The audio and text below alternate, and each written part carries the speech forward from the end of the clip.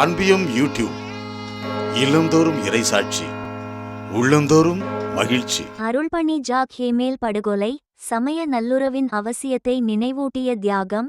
அருள்பணி jack ஹேமேல் படுகொலை செய்யப்பட்டு 10 ஆண்டுகள் நிறைவடைந்ததை முன்னிட்டு பிரான்சில் நினைவு நிகழ்வுகள் நடைபெற்று வருகின்றன. இந்த சம்பவம் கிறிஸ்தவ முஸ்லிம் நல்லுறவை மேலும் வலுப்படுத்த வேண்டிய தேவையை எடுத்துக்காட்டியதாக டொமினிக்கன் அருள்பணி ஜான் பிரான்ஸ்வா பூர் அவர்கள் தெரிவித்தார்.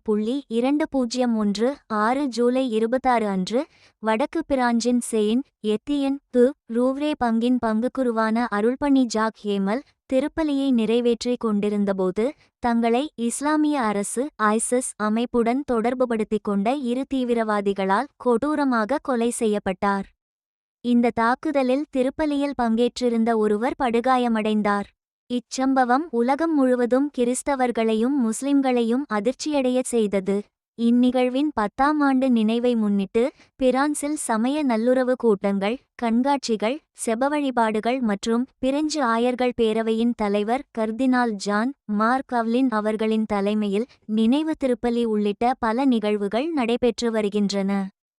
வத்திக்கான் ஊடகத்திற்கு அளித்த நேர்காணலொன்றில் பிரெஞ்சு ஆயர்கள் பேரவையின் முஸ்லிம்களுடனான உறவுகளுக்கான தேசிய பணியின் இயக்குநரான டொமினிக்கன் அருள்பணி ஜான் பிரான்ஸ்வா பூர் அவர்கள் அருள்பணி ஜாக் ஹேமேலின் படுகொலை கிறிஸ்தவ முஸ்லிம் நல்லுறவு மற்றும் உரையாடலை மேலும் ஆழப்படுத்த வேண்டிய தேவையை உணர்த்திய முக்கிய நிகழ்வாக அமைந்தது என்று குறிப்பிட்டார்.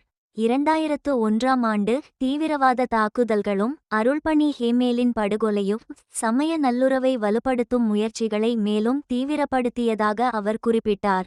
அருள்பணி ஹேமேலின் படுகொலையை தொடர்ந்து பல முஸ்லிம் தலைவர்கள் அந்த கொடூரச் செயலை கடுமையாக கண்டித்ததுடன் திரு அவையுடன் தங்கள் ஒருமைப்பாட்டை வெளிப்படுத்தி அருள்பணி ஹேமேலின் நினைவுக்கு அஞ்சலி செலுத்தினர்.